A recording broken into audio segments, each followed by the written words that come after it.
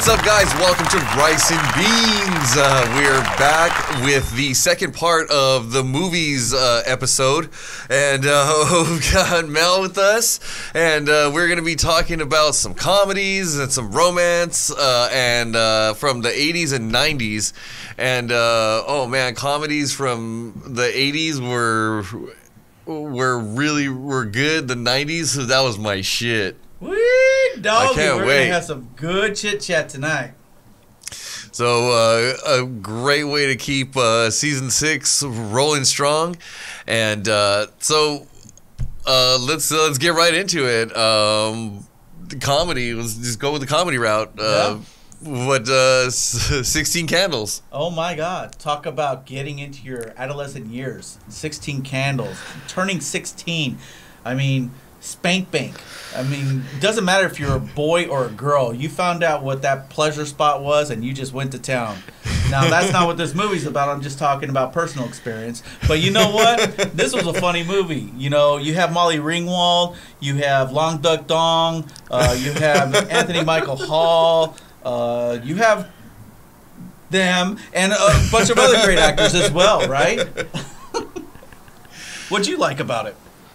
Just like that situational comedy, like that fucking like school and like shit like this kind of does sometimes happen, and like I like when they made fun of it on Family Guy when oh yeah no, not like this. He's like ripping off his shirt and jumping on top of Peter. That was horrible. Did you get a chance to watch this movie? I did actually see this one, and I know it was supposed to be funny, but looking back, I'm very disappointed because I got my hopes up, because it's like, oh, all of a sudden any nerdy girl can actually get the attention of this hot jock.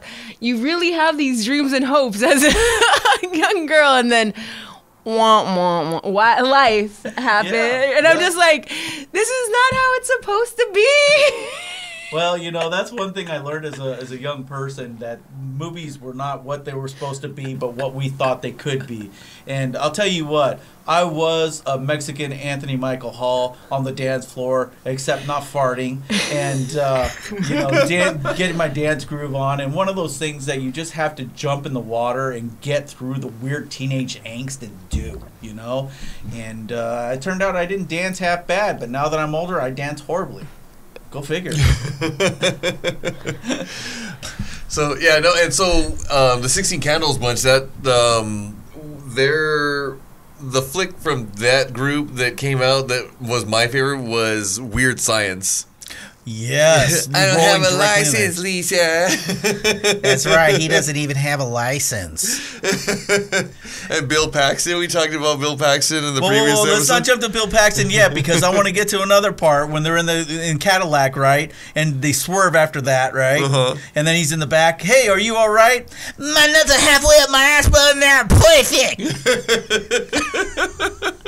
Oh my God, made me pee my pants when I first saw that. So for those of you who haven't caught it, they basically they reanimate or they animate a doll with the fucking internet and lightning storm, and the doll comes to life and like has all these powers, and she can like make whatever she wants pop up. So they're able to like have this like huge ass party while their parents are out of town. So basically what happens is he doesn't get the gift that he wants, and we're talking about Wesley. He gets a computer rather than a car.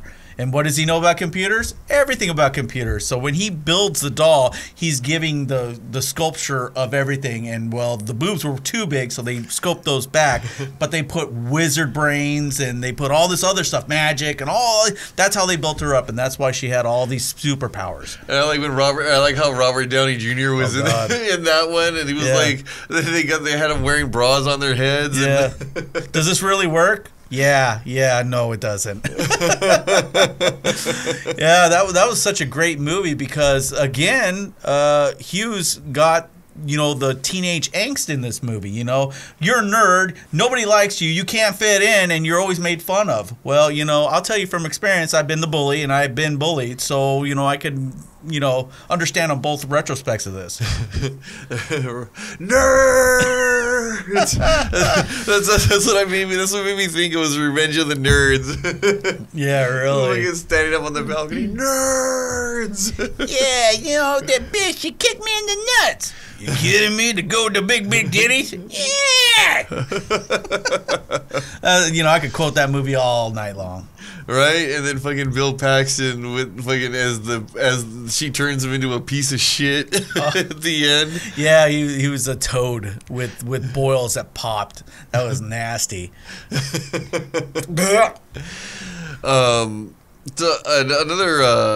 Another one that was like, and this one was like a mean classic, cult classic too. Yeah. Was Ferris Bueller's Day Off. Did you get a chance to watch Ferris I Bueller? actually, I saw that one. Yeah? That one, yeah. I was entertained, right? That's fun. Like, but I don't come for money. Damn, these movies are just like setting me up for a sad, a sad life. No, but we all have our ideas of what this does. So go on, expand what you were saying. It's like I wish I had a friend who, had a dad with an awesome car that we took out. But we took out shitty cars and we enjoyed it. we had to. Yeah. For me, it was a Volkswagen 73 Super Beetle with Sierra Vega home speakers in the back with amplifiers, and we rattle canned the paint job on it. So we got from point A to B. It was no Ferrari. Call me sir. God damn it. That was Abe Froman, the Sausage King of Chicago. Yeah. That's I fail to believe you're the Sausage King of Chicago. I gave that name out a couple times at restaurants when they were like, Did can they we get get a it? name for the table? No. When Nice. other people around that heard it, they got it. Nice. And so I saw a couple people snickering and they were like, wow. Oh my gosh. I mean, the best part of the movie is when Cameron could not get out of bed when Ferris Bueller called to him. He needed his coat of arms, and Cameron would not do it. He's going to call. He's going to keep on calling. He won't let me sleep. He won't leave me alone. He gets in the car, starts it up, turns it off, walks away. A minute later, comes back. He's going to keep calling. I got to go. And the fucking, like, the dumbest part of that fucking movie is, like, he's trying not to get caught, and he's in the fucking parade. Yeah. And it's like, his dad's looking out the window, and I'm like, really? Just dancing to the Beatles, you know? Yeah. That was hilarious.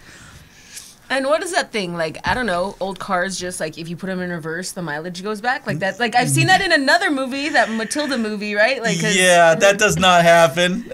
Like, Once again, we've shattered your dreams. So why did they think that? I'm because they're kids and they think, if you take the car out and you want to show that you didn't do the mileage, you roll it back and the miles roll back. But odometers don't work like that. So, yeah, I found that out the hard way before Ferris Bueller. It's not like a bottle of booze where you can just pour water in there and fucking fill it back up to the line. My favorite was Ed Rooney and his secretary. Yeah. I mean, she would sit there with the whiteout. That was the neighbor mom from a show called She's been in a lot of movies. Short though. Circuit, where the dad basically created a robot that was the AI was intelligent enough to pass for a real kid. The robot's name was Vicky. Small Wonder. It was Small Wonder, yeah, not Short Circuit. Yeah, I was thinking of the name, but you're right. Yeah, she was in that. And so I had seen that because that show was on TV in like in the late '80s, like just like Right. And then I saw Ferris Bueller's Day Off, and I'm like, oh hey, that's the lady from Small Wonder. Yeah. When Ed Rooney says, I if I could throw him, I would. And she goes, you better not with your bad arm. It's like, did you just get that? Shut up, you stupid big mouth bass. It was such a great movie, and another quintessential movie of the 80s of that time, as far as we're going with comedy, was Coming to America with Eddie Murphy. The royal penis is clean, Your Highness. You watched Coming to America, right, Mel? No, I don't remember. Oh, you don't? Okay. It was like on in the background. Maybe I saw a little bit of it. Just a tip? Just the tip. It was a great movie. It was the thing for Eddie Murphy was having Arsenio Hall and a major black cast in a movie, a big movie production by Hollywood. So when they were asked by Hollywood to bring in a white cast member, they chose Louis Anderson. Other than that, everything was, from portrayed by black actors. Samuel L. Jackson made his debut in this movie, and it was just freaking hilarious. Now, I say they brought in Louis Anderson, but they also had 2 other people that were part of this movie that happened to be white, and that was from Trading Places, the Mortimer brothers. Yeah. That was my favorite one. The favorite part of that movie was when, I guess 2 parts. The whole, when they first get to the motel and he was like, "You better not be wasting my goddamn time. Do you got any fucking money?" And then they pull out the fucking big wads of cash and he was like, "Well, come on in, gentlemen." And then he's like showing them their room and passing by the guy that fucking owes rent. And he's like, "Your rent's due, motherfucker, and don't be playing none of that falling down the stairs bullshit either." And then the fucking guy comes tumbling down the fucking stairs. I think the best part leading to that was when they had their Louis Vuitton luggage outside, the king's luggage, 15 million pieces out there, and they leave it outside, and all of a sudden everybody from the hood just snatches it up and steals it. Next thing you see a kid on a skateboard going down in a big old dashiki, running down there, and all Eddie Murphy's just looking, smiling. Look, they're enjoying my shit. I love you, Queens! Shut the fuck up! And then, another good part about that movie was Eddie Murphy and Arsenio Hall portraying themselves and other characters as well with the latex makeup. Yeah, that was great. That was funny. I liked that they had the Mortimer brothers in both. That was funny in both Trading Places and So the thing about that is, and I brought this up earlier, is on Netflix they have the movies that made us, and they talked about Coming to America. They did not want that scene in there. They did not want those actors to be portrayed in there. They thought it would be hokey, but it was, and it was a big hit. People loved it in the theaters when they presented it, and it just was good from that point on. I thought so.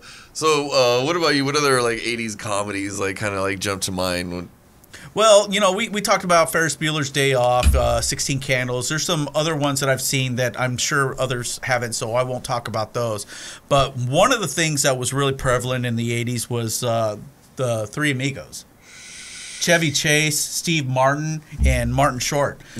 Those guys are just, I don't know, man. It's like they just gel together. They're perfect for each other. That was fucking dad humor at its best. Oh my gosh. That was like a fucking 90-minute long dad joke. So yeah, basically they're in Mexico, they are destitute actors in the 1920s, and the film company is cutting them. So they have no money, they have no film, they have no prosperity. So they get a letter from Santo El Guapo? No, Santo Domingo. Oh yeah, right in Mexico, to help stop El Guapo from taking their town. Well, they think that they're action, or not action people, but they're like people that could protect them. But they're watching films for the first time, so they don't understand they're actors. So they bring them down, and one of the favorite parts about that is Martin Short's playing Little Ned Nederlander. Yeah. And they see a plane going by, and it's a Luftwaffe, basically, one of the first renditions of the German planes, biplane. And he looks up and he goes, "Oh, look, a mail plane." And Steve Martin goes, "Well, how can you tell it's a mail plane?" He goes, "From its little balls." And he giggles just from that dad joke. Steve Martin just looking at him like, and then he's all looking at him, and he's still laughing. He's just like, "Little balls, oh, little balls." Now he gets it right, and then you got Chevy Chase, who's just the dunce, looking like, "Huh? What? Wow." And it was movies like that really got me into that genre of comedy where I could really step back and enjoy some of those Mel Brooks movies oh gosh, Blazing Saddles and History of the World. Yep. Spaceballs. Spaceballs. You've seen that? Some of it. Yeah, well, it's okay they saw some of it, because even some of it's better than none of it on this one. There was the parody of Star Wars. Yes. And it was funny because on that Elon Musk flight, like one of the rockets that he sent up, one of the crew members was watching Spaceballs on the fucking tablet as they were fucking launching into space. Even so, there was a picture taken from the Ukraine situation that's going on with Russia, and one of the correspondents there had a big helmet. Looked like Dark Helmet. I saw somebody dressed as Dark Helmet at one of like these like comic conventions that I went to. Nice. Guy was like decked out, big helmet, the whole get up, and then like was walking around with a styrofoam cup that said Mr. Coffee on it. Nice. That's the shit right there. One of the big points on that one was the alien, as you said, in one of our recent genre points of movies, popping out of the chest. And all of a sudden, he's like, what's the name of the Looney Tunes? JP Frog? Yeah. Yeah, he jumps out and goes, "Hello, my baby. Hello, my darling. Hello, my ragtime gal. Send me a tip by the wire. Honey, my heart's on fire." And he's just dancing, kicking, go bloop, bloop, bloop, bloop. And then after he goes out of stage and the screen shuts down or the light shut down, both the characters go, "Check, please." It was a funny ending to like the movie was really, really funny and like just like Mel Brooks style, and then like even stuff like Robin Hood Men in Tights that came out like way later. That's still that same genre, that same kind of joke, that same kind of funny, and so like it kind of like seeing stuff like that now, it reminds me of like those movies from back in the day where it was like, those 90-minute long dad jokes. Yeah, you could appreciate it. And, speaking of 90-minute long dad jokes, you look at something like Groundhog Day in the 90s. Oh, my God. So I fucking love that one. Bill Murray, man, consummate actor, straight-laced, funny guy, reliving the same day over and over and over again. It was just something that was so magical about it, but a lot of people didn't look at the depth of this movie. Like, he's living the same day over and over again, and all of a sudden he learns how to play piano. Well, how long does it take to learn piano? Well, I learned how to play piano because I played guitar, and it took me probably about the better part of a whole semester. So thinking that he's playing good jazz piano, we're thinking 3-4 years as he's reliving his days over and over again. Well, he was asked, how long do you really think you were in Groundhog Day reliving the same day? And he made an estimation from everything that he learned and walking around town and watching all the people, approximately about 150 years. Could you imagine reliving the same day for 150 years? You'd want to kill yourself, which he did in the movie. I always thought when I was watching that movie, like, what the hell would I do? Like, if I had to just, like, the same day over and over again, and I'm the only one that knew it. Well, would you put a toaster in a bathtub with yourself? Because that's what he did. But it didn't work. No, he woke up the same morning with Sonny and Cher playing. Yeah. What about you? If you had to relive the same day over and over again, and you're the only one that knew it, what would you do? Right, like he masters the day. Then he mastered. Right? Yeah. Like, do you play the cards you're dealt as best you can? That's right. Is God really God, or is he just omnipotent and lives forever and knows everything? That's the crux of the situation, right? That was one of the one of the famous lines from the movies too. Yeah. And what's his name? Cabin Boy. Chris Elliott. Yeah. Every time I see him, it didn't matter what role he was in or what it was, a TV show or a movie. It's all I thought about was his Cabin Boy. Yeah. Like, it's still better than Island Boys. Island Boys. Yeah, we're talking about these movies in the 90s too, and another movie that sticks out like a sore thumb is Tommy Boy. Shit, Richard. Chris Farley was the best. I almost met the guy. And the only reason I didn't meet him a month prior to his death is because he was too busy to get up into the radio broadcast. And so there was a bunch of people that were trying to talk to him. He goes, I gotta go. But he was so nice. He signed their autographs, and I was working copiers. I'm like, I'll just let him go. I should have freaking stopped him and talked to him. But yeah, Tommy Boy, that's a thing right there. Did you? I'm a fan of David Spade. I feel like, fuck yeah, he's like the best guy to hate. Like, he's just so, like, I love it. I agree. Yeah, right? Yeah. I appreciate him. Like, they played well off of each other. What were like some of your, like, the most memorable parts for you for Tommy Boy? Is it Luke, I am your father. He just La la la Luke. That is amazing. Yes, that is a really good part. like what else? It's like he's just the biggest fuck up. Oh, Yeah. Tommy boy. What's wrong with Tommy Boy? He looks so fat. Well, no, camera adds about 100, 150 pounds to you. It's true. Yeah, I see my big head on the screen, and I'm like, hey. I like when at the end after he catches him jerking off, he's all sinner. Hey, who's your favorite little rascal? Is it Alfalfa or Spanky? Sinner. And then, of course, we get to see Fat Man in a little coat.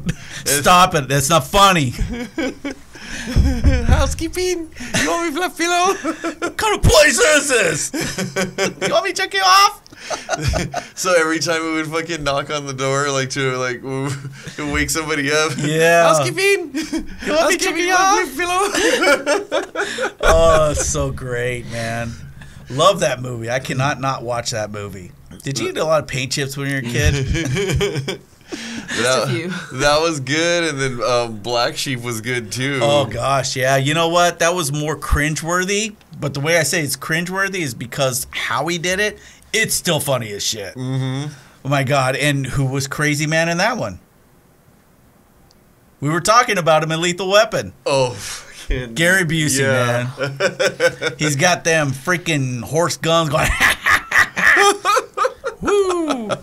You know what? I don't want to anger that man, so I'm not going to talk anymore about him. He's so great. I like him. Oh, yeah. Yes. That show that he had, like there was the Gary Busey when he had his own reality show. I was just like, I didn't watch it. Why the fuck would they? Why would you follow this guy around? Because you didn't have, or you had a death wish, basically. You didn't care about your life. That was like following Steve Irwin around. We're going to go near the Stingray. They would have kept following him around, but you know.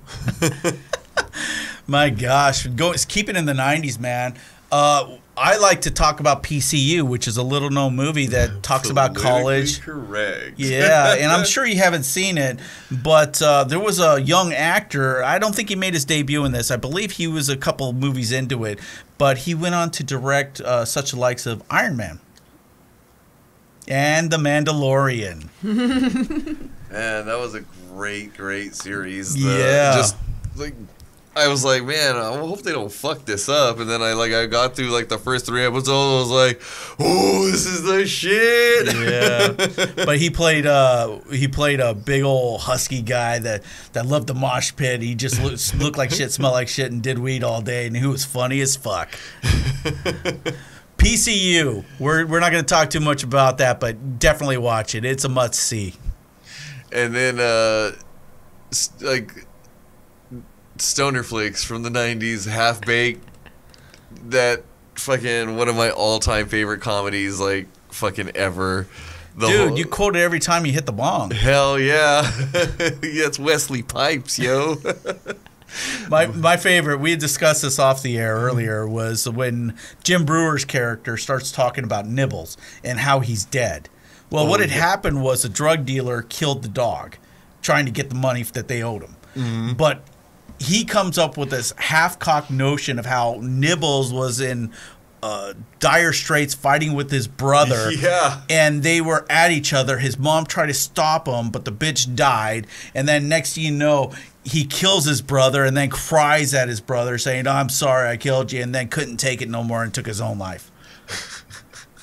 And everybody's just looking at him like, you are fucking high.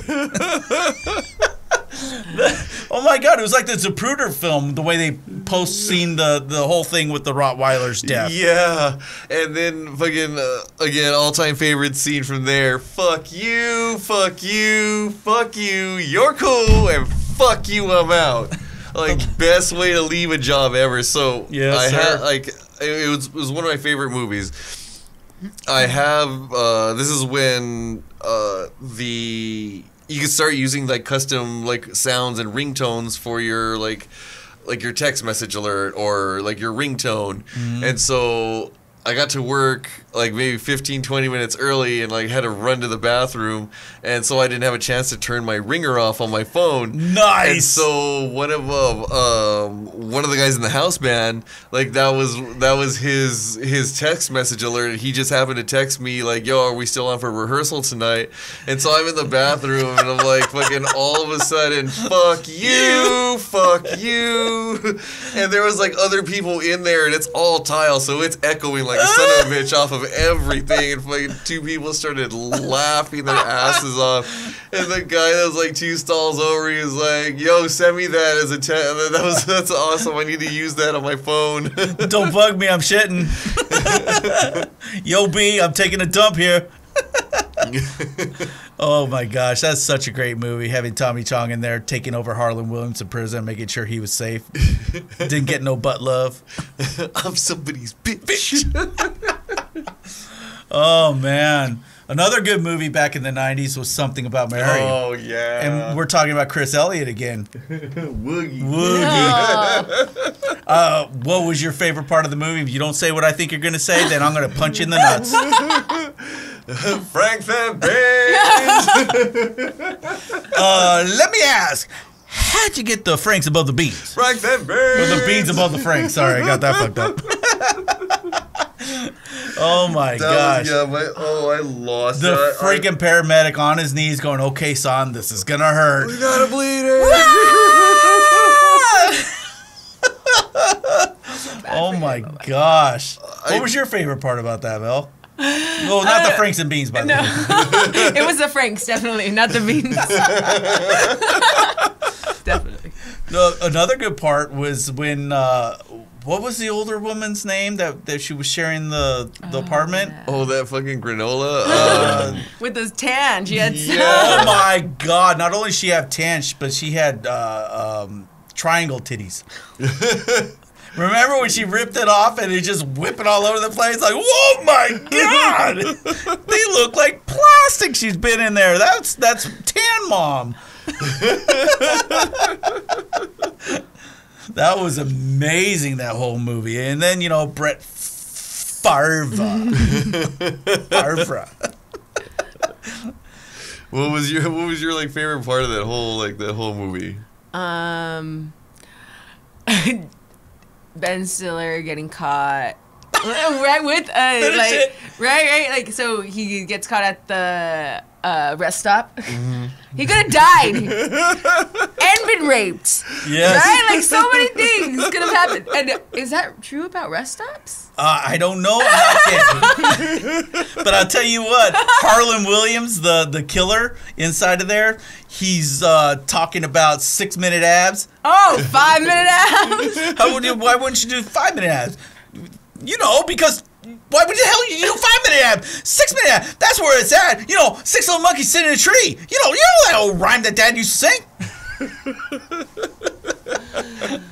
Oh my gosh, there was just so many good. Yeah. And another great one was when Woogie tells Ben Stiller's character to rub one out, so that way he's not nervous. Oh yeah. Yeah, so after he rubs one out, he's looking all over. Well, where'd it go? Well, I know it came out. Where'd it go? Oh well, she's at the door and goes to the door. Is that hair gel? What? Yep. I can't do the justice of that. I don't know why.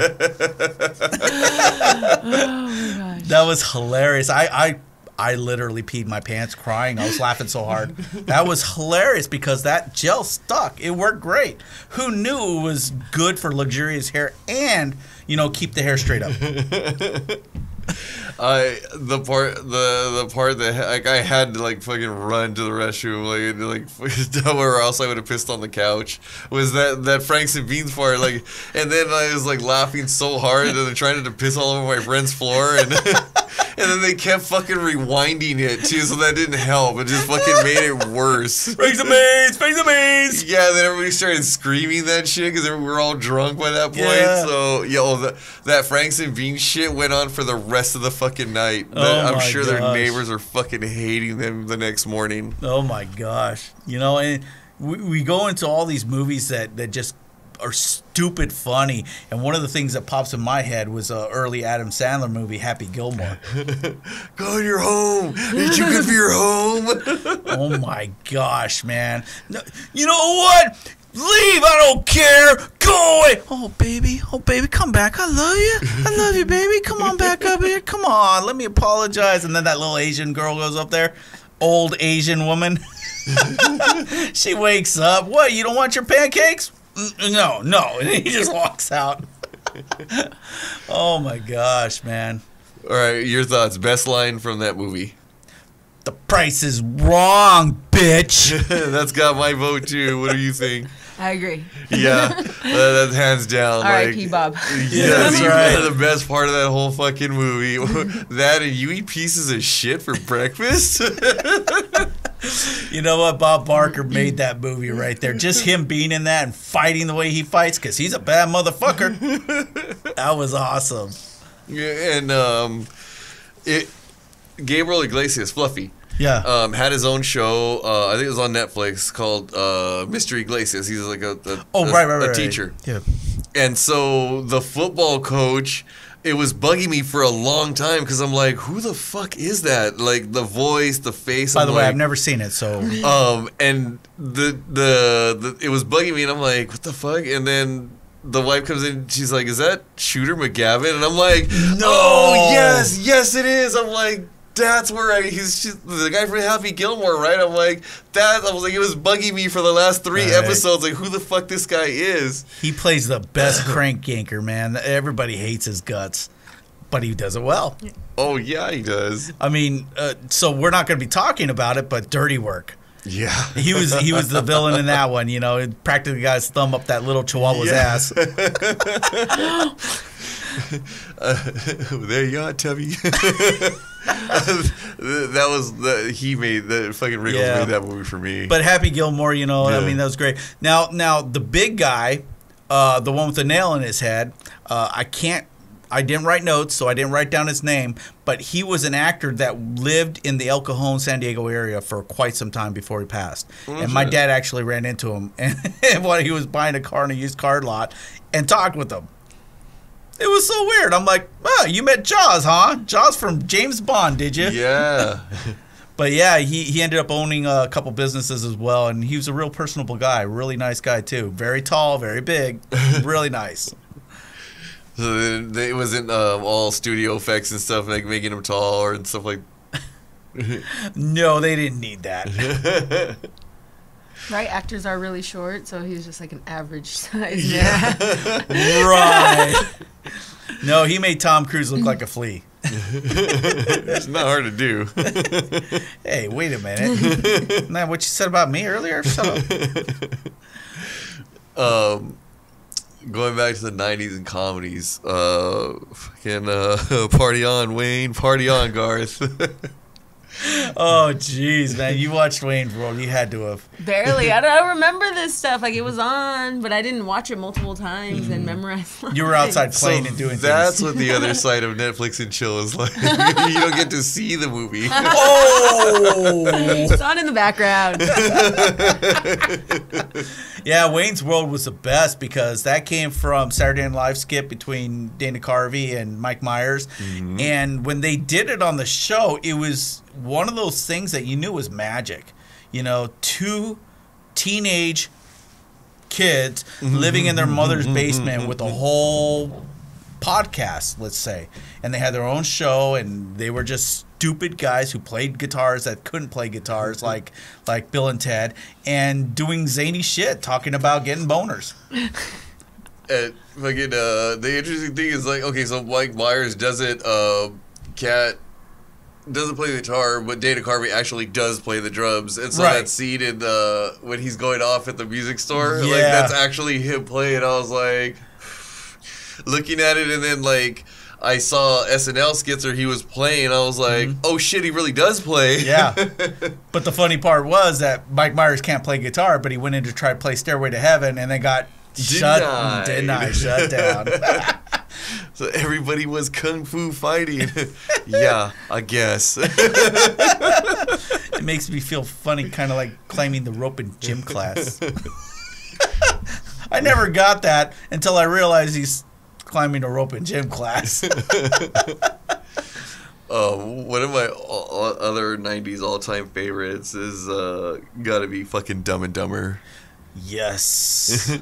Yes. Lloyd Christmas and Harry, what was his last name in that? I don't know, man. But, oh my gosh, the best part of that movie. There is no best part of that movie. What am I saying, man? What the fuck am I saying? Everything. Kick his ass, Seabass. The fight in the restaurant and the diarrhea up in fucking Aspen. I mean, just... Harry, your hands are freezing. Oh my gosh, man. Are you hungry? What do you? No, I had a June bug on the ride up here. Yeah. Oh my gosh. On the right up there, he's like, I gotta go to the bathroom. Just go, man. Just go. Oh, wow, that's warm. Oh my gosh. You know, I had it on VHS at one time, and just the scene when he's taking a dump in the toilet that's ruined, right, that he cannot flush, and him going with his legs up going, as he's trying to get it all out of his system because he drank all that X-Lax, Turbo-Lax. And then, you know what? He can't do nothing about it but wipe his butt, which, incidentally, they revisited in Dumb and Dumber while they were teenagers in high school, and he puts shit all over the wall, which we talked about Bob Saget's death. Oh, that's right. That still picture from that scene where he's on the toilet, he's got his he's holding it, his legs are in, his feet are in the air. That is one of the best bathroom artworks I've ever seen. Where did you see that? It's this fucking random restaurant, and you walk into the men's room, and there was that was one of the first pictures that they had framed on the wall was him on the toilet with his. He's got his moccasin boots with his pants that he can barely pull down. Yeah. And I know how tough that is because I had a pair of those type of boots one time. Don't ask questions. With the fringes? Yeah. That was my cowboy phase. I missed it. I'm sad I missed it. Oh my gosh, man. That was one hilarious movie, and it is worth the freaking best of all time. And they didn't get an Oscar for that. I don't know why. So you're saying there's a chance? Samson, Samantha, Samsonite, that's her name. Going on all this stuff, we're talking about comedies right now, wrapping up on the 90s and the 80s. There was a lot of good stuff out there. Let us know what you think. There's stuff out there that we haven't touched on. We know is out there. We've probably seen. I know I've seen because I've seen a million movies plus one. So just reach on out. Let us know what you're thinking. We'll move on to the romance section of this episode. What do you think? 80s romance? To me, and it sounds weird, but again, another Mel Brooks one is The Princess Bride. Wow, yeah, definitely. I got a good story about The Princess Bride. Although it is a romance, it is action, and it does have some fantasy stuff in there. Andre the Giant was in this movie. Now, Andre the Giant at this time, he was in pain. He was in a lot of pain, and I know that's bringing you down, but I'm going to put a smile on your face when you realize that he had to fart really bad on set. And when Andre the Giant has to fart, he farts. So a 5-minute fart ensued, and he did not take a breath or a break. And after he was done, everyone looked at him, and one of his cast members said, "You get it all out? You okay, buddy? I'm doing good now." And that was all that was said. So now you can go to your death knowing that Andre the Giant farted on set. It sucks because I've had to endure one of those fucking extended, not 5 minutes, but an extended fucking thing where I used to share a room with one of my brothers, and he one night it's all quiet, everybody's finally asleep, and then he just starts he cuts loose, and it just starts, and it builds and it builds and it just keeps going, and it's what the fuck, and then it slowly starts to fucking trail off and then go away. I'm all, what the fuck? And we both just started laughing. Fucking thing went on for a minute or two. I'm all, the fuck did you eat? What was the magnitude of that earthquake?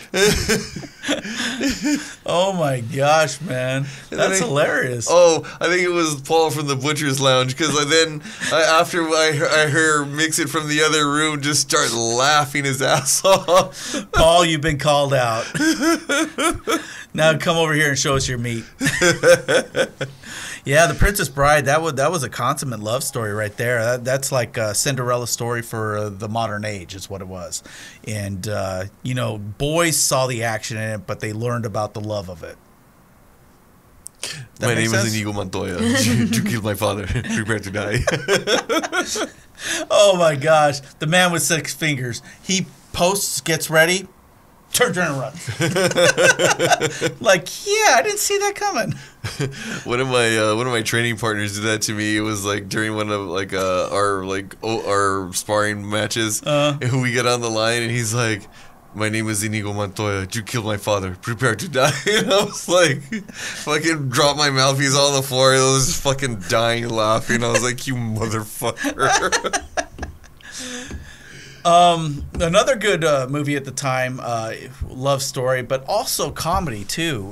We're going to be talking about that. They kind of intersect, because rom-coms. Yeah, rom-com. I guess you could say no testicle movies, type of stuff like that. The kind of movies that guys only go to get laid. To get laid. Yeah. I agree wholeheartedly. But Bull Durham is past that. Or if there's somebody's fag hag. Okay, you got me there. But Bull Durham, about an aged baseball player in the minor league and finding love, fighting for love, and losing love, and then getting love in the end. All wrapped around comedy. The prison movie Getting Love in the End. That's Shawshank for you. The fairies had their way with them. But yeah, Bull Durham was a great movie. The whole scenario where they go to they're traveling around and they go to a game that they didn't want to play, so they have a rain out.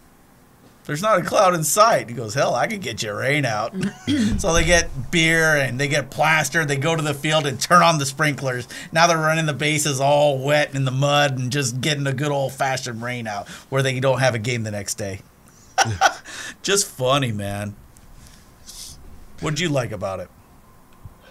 Just a lot of the jokes, like the sports, because I was an athlete for a long time when I was a kid, and baseball was one of the sports that I played. So it just like the same humor that would go there is the same type of jokes that I would hear like when we're at practice, during the games, when like you're in the dugout, and it's so that like that's what clicked with me was like the comedy and like the shit talking and like all that just goes on like while you're playing the game. The rose goes in the front. He's wearing a garter belt. And his little rose, it's supposed to snap on your stockings. Don't ask me how I know this. I never wore them. But the rose he had on the side, he goes, the rose needs to go to the front. Because he needed to feel sexy and smooth when he pitched, so he wasn't thinking about pitching. I think my favorite thing about it, and I learned really quickly not to say it, was when he's talking to God, how come I can't think of her name? I'm sorry. I apologize. I should know her name by now. She was in the Rocky Horror Picture Show. She was in Thelma and Louise. Gina Davis. No, not Gina, the other one. God, it pisses me off that I don't remember her name. I apologize. But he's talking to her about what he believes in. The slow curve, the double header, long, deep, slow, wet kisses. And she's getting moist just listening to him talk as a man what he wants out of love. And I'm thinking to myself, yeah, I can get away with this with some girls I know. And then I realize I'm going to get my face punched in if I say any of this. But, as a kid, you learn how to be an adult by watching certain movies. Not porn, calm down. But you get the gist. It was a coming-of-age story. Emphasis on the coming. And then going on to another romance of the 80s, we had Dirty Dancing. I know you've seen that. Yes, I've seen this one. What was your thought on Dirty Dancing? I want to dance. I want to be lifted. Right? That's it, right? Yeah, I've seen a lot of memes where a lot of people get hurt. That's probably what would happen. That's probably exactly. They what should happened. do that like on the next TikTok challenge, the Time of My Life challenge, and you gotta get picked up and spun around like that. Nobody puts baby in a corner.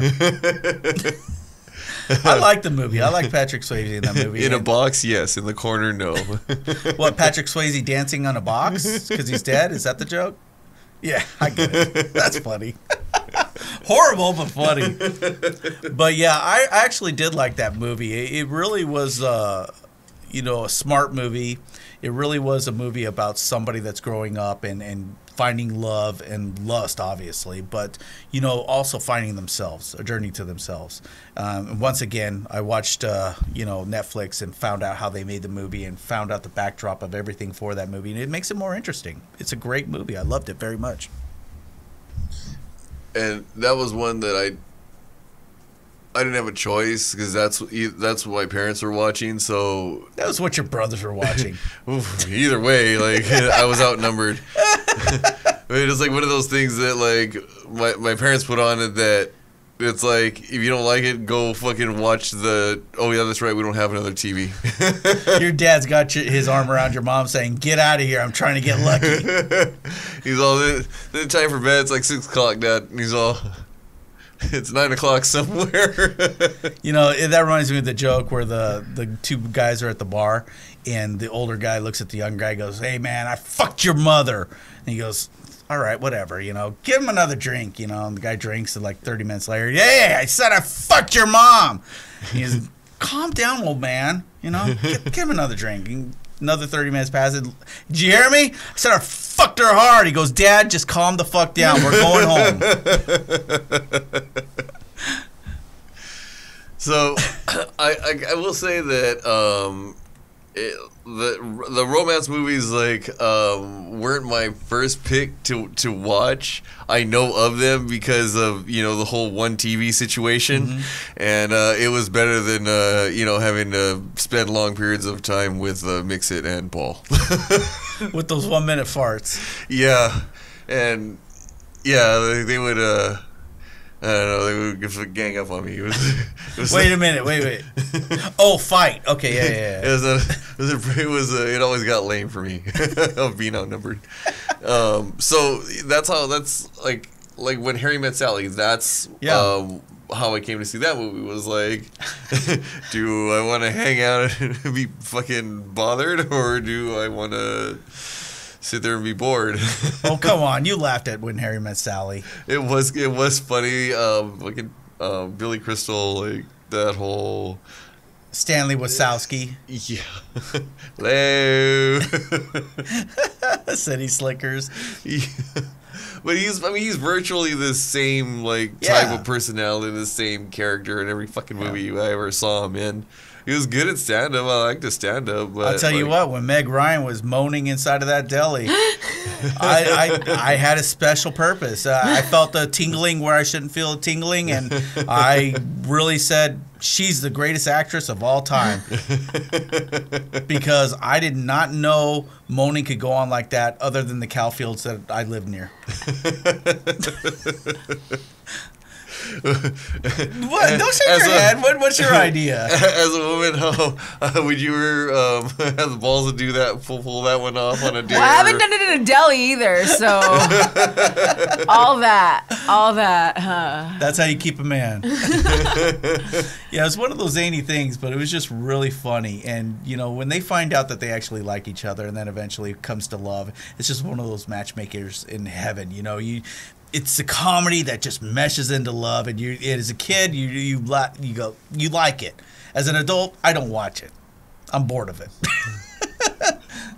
I remember. I don't know if it was this one at the end or one where they finally kiss and everybody's all oh. So I'm watching and I was super bored. We had Mexican food that night, and so right at that fucking that cutesy kiss and the whole movie with it moment, I fucking cut the loudest fucking fart ever. It's dead silent except for them kissing and me dropping ass. I got bounced out of the fucking. I got bounced out of the living room real fucking fast. Oh my gosh, that would have been a better story if you got bounced out of the theater. Oh man, and we the '80s were really good with rom-coms, but it got so much better in the '90s. And one of the movies I truly hate was Ghost. Truly hate it. You thought I was So gonna say something cheesy. else, didn't you? I didn't care for it, and it was again one of those situations where I didn't really have a choice. I think that one got put on a long road trip. We used to have those little TVs. Oh my gosh, did you watch it, Mel? I watched it recently. I love Whoopi. Okay. Who doesn't? Even though she's been canceled, but maybe that's why we love her, or I guess. love her. Well, there's nothing wrong in loving her. I mean, she has her funny points and whatnot, but some of the Jumping Jack asinine, Flash? Hell yeah, yeah. some of the asinine stuff she said recently, that's what's canceling her. If she would shut her mouth, then everything would be okay. But I watched Ghost and I seen the memes, and I agree with the memes. If Ghostbusters was intermingled with Ghost, then I don't think it would be that bad.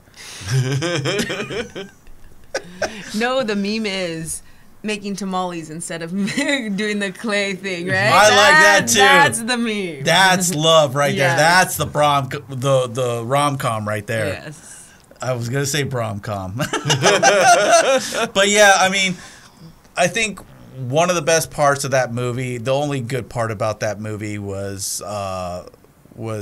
his love, his wife. God dang it! How come I'm drawing blanks on this stuff? God, you got to help me here. Part of the Brat Pack. Bruce Willis's wife. God, Demi Moore. Thank you. Oh, I thought you were I asking for feel your like name. an ass. It is Demi Moore. She was very beautiful in that movie. G.I. Very. Jane? Yes. Oh, and even better with those muscles. But yeah, other than that, okay, we can move on. Moving on. What of okay, so I saw this one because it was one of Cookie's all-time favorite movies. Was Yeah, but we know fucking what he likes. Pretty Woman. I didn't expect that. One of the biggest Julia Roberts fans I've ever met in my entire life. Well, you were mentioning that you love Pretty Woman. Yeah, what's her name? Julia Roberts? Yes, I do know that one. Yeah. Richard She's Gere. just so lovable. Yeah, Right? Like, as a hooker, hookers are lovable. she was. Yeah, so lovable. So Yeah. sweet, right? Yeah, well, she got Richard Gere in the pants. Right? She had good times, see? But do you like the idea of being a hooker and then a multimillionaire coming in and swooping you off your feet, or would you just rather someone rich sweep you off your feet and you not buying? Yeah, I don't have to be a hooker for that No, to no, happen. you don't have to. No. In the movie, you do. No, in the movie I do. Yeah, I Say it that mean, way. it was a great movie. It was really funny, The snap with the pearls, and make her jump back is like, shut up. And then the what's it that movie Milk Money with Melanie was it Melanie Griffin? Yeah. They tried to do the same kind of thing. Yeah. I was like, didn't they just? Yeah, that was the last movie where she looked kind of hot. Just saying. I mean, she's a nice person. Don't get me wrong, but I just. I saw the boat named the Don Johnson leaving that one. But yeah, I mean, going back to Pretty Woman, I mean, it was really, really funny. I mean, it was a good storyline. It was good actors. It made lots of money. It didn't cost a lot of money. And I don't know, man. I mean, even as a young man, you look at that and you're like, yeah, I want love. Yeah, I want that. And then you realize, I really just need sex. Am I wrong? And I'm sure some girls felt the same way, but mostly just boys. And that, we're talking about Pretty Woman, and Tom Hanks. We're gonna talk about Tom Hanks a little bit more again. This guy, I mean, he's a juggernaut. Comedy, we're talking action, we're talking, Castaway, we're talking Sleepless in Seattle. What the hell? He does romance, he does it all, and that guy just is lovable to the end. I loved it with a Boston accent. Yeah. Catch me if you can. Yeah. But Sleepless in Seattle, with his only son, and then his son putting him out there for love, it was just something funny, something good, and that romance was pretty neat, and that had Meg Ryan in that as well. Mm-hmm. But yeah, it pulled you in with the storyline. You know, it's all about the child trying to make his dad happy. You could feel that. As a child, I wanted to make my dad feel anguish. Is that the same? Have you grown out of that? He's in Spain, so I think I have. But, you know, that movie, you know, was worth a watch. I don't watch it regularly, but, you know, every now and then I'll put it on because it's cute. I haven't seen it. Maybe in the background. Now I feel still like watching. it is. In the background. Did you ever get a chance to watch that, Jess? My favorite part of that movie was when it ended and my mom and my grandmother finally took me to go eat lunch. All right, so I'm the only weirdo in this room now. Thanks, people. They've seen it. No, I They've seen saw it. I didn't enjoy it, but I saw it. Yeah, I'm the old asshole around here. It was the price of lunch. Well worth it, right? And I wasn't driving or paying, so I had no say in the matter. And as we discussed, you got extra preservatives and other things on the table that were there, right? Yes. Jellies and jams. If they didn't want you to take them, they wouldn't put them there. Going on to another type of romance, you know, once again, the great Tom Hanks, Forrest Gump. Jenny, we're like peas and carrots. I just like to stick my carrot in your peas. That's all it was. I mean, you know, he wasn't retarded. He was just slow. Not running slow, just slow, you know, when it comes to life. And I've had friends and I've met people that were slow in the head, but they're really smart. They're really personable, really nice guys. And I would attest that they're a lot smarter than the Forrest Gump character. But Forrest Gump really, really hits a point on all that stuff. You know, someone that finds themselves in the midst of changes in time in the right moment at the right time. The book itself, it didn't follow, but I tell you what, the movie was great. Yeah, it was. Dude, the soundtrack for that thing was fucking phenomenal. Like, my pops bought the two. It was a 2-disc CD set, and yeah, every song that, you know, or at least portion of it that was in the movie was on this, like, in order of.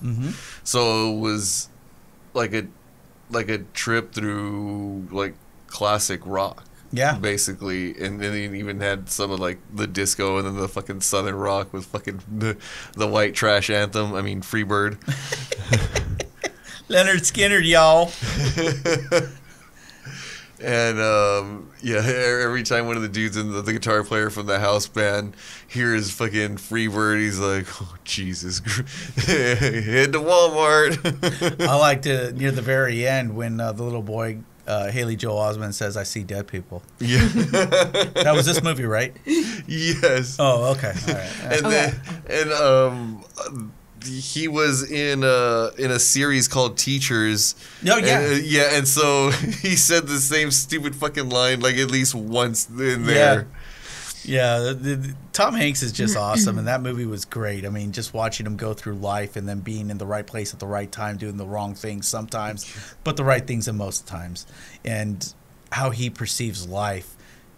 The book itself, you know, the basis of that book and how they put it in the movies, I think was done well, but, you know, the author would argue that point that it wasn't. So, but, you know, take it for what it's worth. All I know is when I went to Louisiana, we stopped off to Bubblegum Shrimp Co., and it tasted like shrimp. Okay, it wasn't that good, but at least they had it from the movie, all right? Get off my back. They got one over here in Hollywood at Universal City Walk, and I've gone, and it's like, it's cool. You know, they do their shtick like in the movie, and it's like all the food's named after like stuff from the movie, and it's overpriced, and the wait's super long, and like the waiters don't care. Yeah. Great place to visit, by the way. Did you do the quiz for Bubblegum? Yeah. Yeah, that was pretty good. They come over and they ask you at the table. Yeah, they were kind of shocked when all the answers were correct at my table, and I was like, "Did we win anything? No." Thanks for wasting my time then. Well, get the fuck out of here. Yeah. Looks like someone's not getting a tip. Winner, winner, shrimp dinner. So, I don't know. Does this one count? Well, I guess it's rom-com, right? Fucking Show Me the Money. Fucking Yes, it definitely is.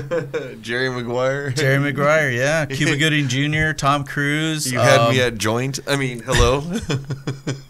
Yeah, because he falls in love with another weird little boy. Oh, wait, no, he falls in love with the mother of the weird little boy. That's what it was. It's like pulling a Michael Jackson. Well, it wasn't Bridget Jones' Diary, I'll tell you that. But yeah, I mean that was a romance. It was a rom-com. It was funny, and it was out of love. And when Tom Cruise, loses it at the firm that he's at for counting for players and whatnot, who's gonna join me? Who's gonna join me? And what other movie did they play that in? Half-Baked. Anyone gonna join me? All right. And he tries to kiss her. I'm lesbian. Oh. Sorry. You know what I'm talking about. Yeah. Don't ask me why I remember this shit. I just remember the weirdest shit of all. It is weird. But yeah, Cuba Gooding Jr. was great. He was the Arizona Cardinal that was trying to get more money, and Jerry Maguire, who was Tom Cruise, was trying to be that representative to give him that money from there. Show me the money. I'm working my best. No, you got to say, show me the money. You got to say, show me the money. Now they're both yelling on the phone, show me the money. And then you hear someone down the street going, shut the fuck up. But it was a good movie. It had a great ending. It had a great line, and a great series of supporters for writing. So, yeah, I put that in the romance category. Another movie that we were talking about shortly before, and a lot of you didn't watch it, hopefully you did. It happens to be another movie with Tom Hanks. He's big. Yes. Which one? Oh, no. He had mail. He was a male? No, you got mail. That's what it was. Yeah, so it was him and, once again, Meg Ryan. Here's something that'll trigger some people today. What if they did it and it was a girl this time? She got mail. You got female? She got mail. Oh, female. So who would be the leading actress or actor in that? Elliot Page? Yeah. First one triggered, last one out. Karen! Yeah, that was a cute little movie. You Got Mail was pretty nifty. I'm going to admit, I watch these every now and then when I'm in a slump. Because they didn't like each other, right? Right? Like, yeah. Right. And so they didn't know that they had gotten connected. Yep. And and so that all stemmed from the bookstore. So, he was Amazon taking over a local bookstore and basically going to run her out, and she didn't like that one bit, and she hated everything it was about, but she didn't know who he was. This is one of the movies like I remember going to the theater to see, and this is I think one of the first ones that started those situations. You went to the theaters to watch this? Yeah, we already established there was a reason why guys would watch movies like that. So this is about the time period where that shit started. And did it happen? I mean, not that during the matinee, but like my man. So, I mean, I think that's why this one kind of stands out. This one and that fucking Selena movie. It's Salinas. Yeah, that one. Everybody is like, oh, it's such a good movie. I'm like, yeah, it sure fucking was. Great. Yeah, whatever. Can we get out of here already? I gotta have the van back home by like fucking 12.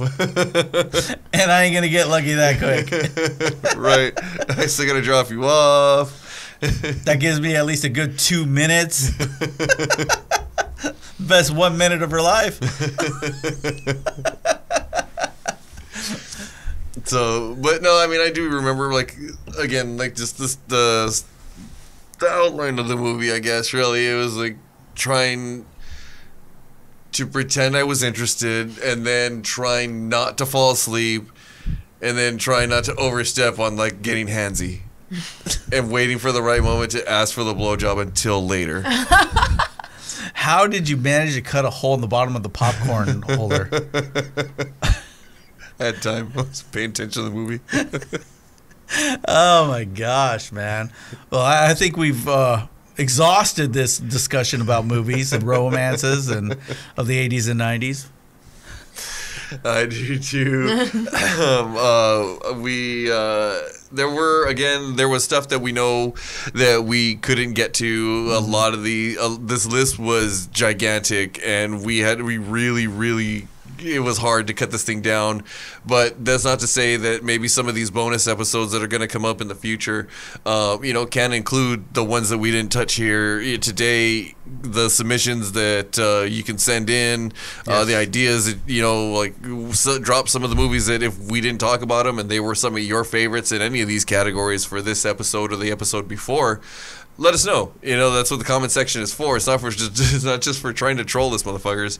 So we're hoping you're enjoying this 2-part episode, and so far we're almost halfway into season 6, and we are having a blast, and we hope you guys are too. Don't forget to go check out our YouTube channel, and make sure that you stop by Smokies, in the next little while, and help them continue to keep the party going and celebrating their 10-year anniversary. 10 years of keeping stoners happy. That's right. All right, kids. Well, we're going to get up and out of here. So until next week, take a toke and watch all your worries go up in smoke. Peace.